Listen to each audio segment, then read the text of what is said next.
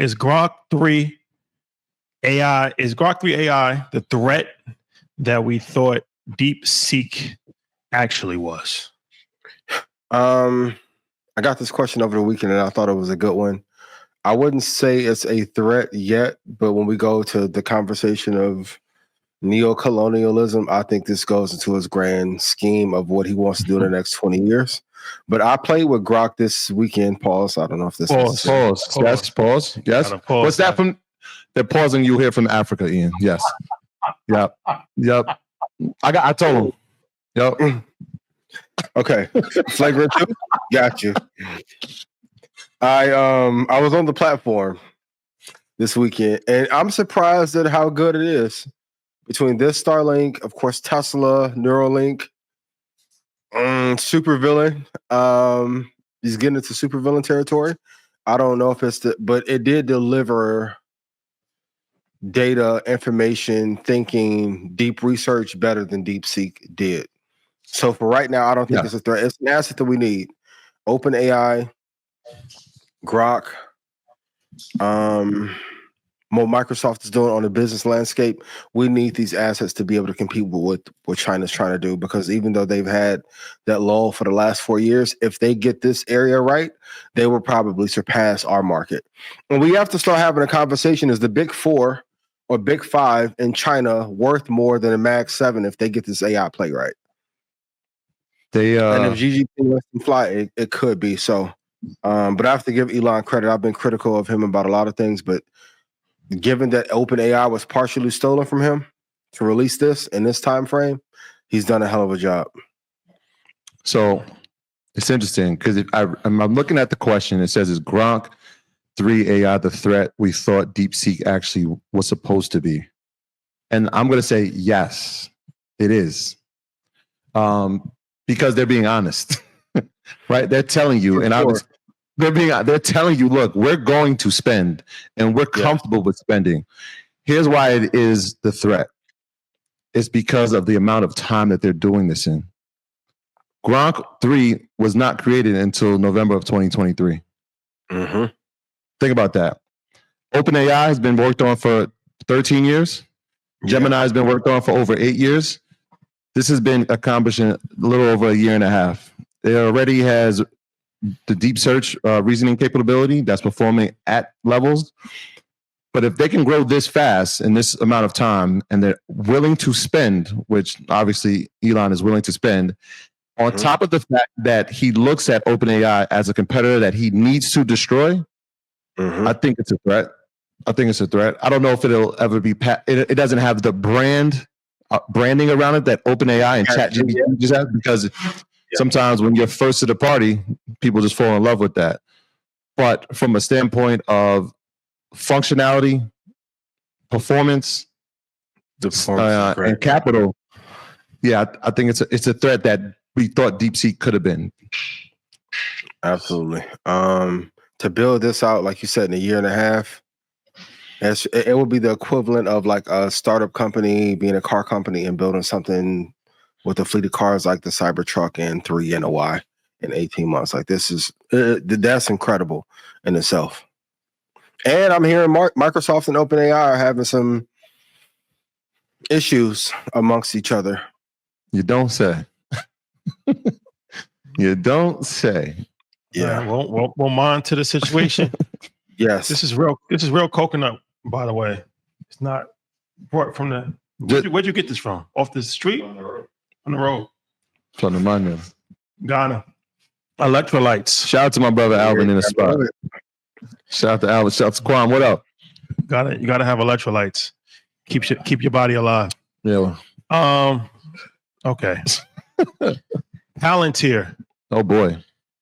We've been talking about Palantir a lot over the past. Almost a $30 drop since last week, and so far it dropped again today. Yep. So what is causing the drop of Palantir? Elon. Some of these Doge cuts as he's whispering into Trump's ear. If some of defense spending, which ultimately I think we can't afford to have that cut, given, Rashad, you've talked about this endlessly, how many just bases we have around the world.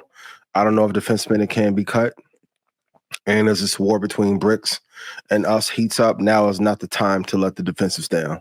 I just told another colleague of mine, time to invest in security a lot more, given enemy combatants being around, right? So, but I think also too, when the stock has run up so much and now they have become a stock darling, I think they're looking for any reasons to try and knock that stock down. For more reasons, I haven't been the biggest fan of it, but you have to applaud what Alex has been able to do there. Mm-hmm.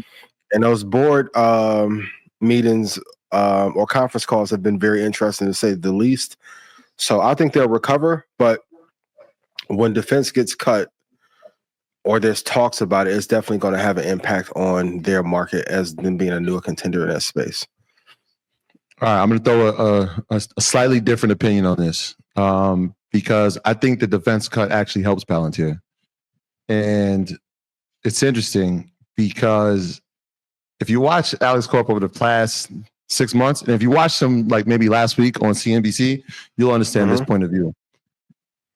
Yes, the Department of Spending or Efficiency, yes, they're announcing cuts, but he's also announcing what is inefficient. He's telling them like, yo, that's inefficient. That's inefficient. Hey, what they're doing over there, we don't need it. I have a company that you actually need. Obviously, we talked about the government contract when it comes to Palantir. They've made themselves a premier company to invest with and a premier partner to the government. So if I keep telling you about everybody that's been inefficient, well, doesn't that bring more contracts to my business? The other reason why I dropped 30% again is when it hits all-time highs, people take profit, but you know who else takes profit? The CEO. He sold over 4 million shares last week for a round number of 1.3 billion. Not a bad week. Not a bad week, man. I mean, so when you take 4 million shares, you billion. I mean, you made 1.3 billion in a week. Couple that with the announcement of government cutting, I think short-term overreaction. I think you'll eventually see this company start running again and running up pretty high. Just because if we're going to cut, then there's going to be some money there that's going to be piled into them. I don't see them getting cut from the government spending. Rashad, I see what you're thinking though. What you got? If Jamie Dimon sold off a bunch of shares, if Alex sold off a bunch of shares in Palantir, and Buffett did, something is coming, right? You don't have three intellectuals at that level sell a lion's share of shares and the market is only going to just dip 5%. There's not that much coincidence in the world. This happened a couple ways in 2022 when everyone started to lever off. That December, we kept saying CEO sell, CEO sell. And then, I mean, you look at historically, we talked about this when Josh Brown was on. Historically, it's a bad year when the first year for the incoming president. We only had 20 plus years in a row for S&P 500 ever in history. It's already did 2. Warren Buffett's been in cash since last year. Yeah. 330 billion? 330 billion. That's reserves. A lot of reserves, bro. And also, if you look at that Buffett indicator, we at 210% where it factors in the U.S. value versus GDP. And if you look at the balance sheet, you guys make this quote famous asset over liabilities. The country has more liabilities than assets. Yo, just the reserves. I'm looking at the market cap for the top market caps in the world. They would be number 32. Something like 32, just off reserves. Yep. They would be ahead of Alibaba, T-Mobile, Coca-Cola, Salesforce, and everything else that's below that. Yeah. Off reserves, waiting to be deployed, I'm assuming. Good homework question I had everyone in Stock Club do. How much money does he have deployed versus how much he has on the sideline? It is a ratio you need to know so you can follow it in your own investment plan. You don't always want to have all your money tied up, but that's a lot of cash in case things go awry so you can buy something on the cheap while he's succession planning. Is that more than Apple? It's more than Apple, right? Apple was at 192, 194, something like that. Yeah. Yep. Cash cow, no pun intended. Yeah. I'll play with Grok as a pause. Grok is a tech thing. Pause. Well, you added the N, it sounded like. So yeah. Oh, okay, got you. Yeah. Bloopers. Yeah. And he's a tight end. Pause.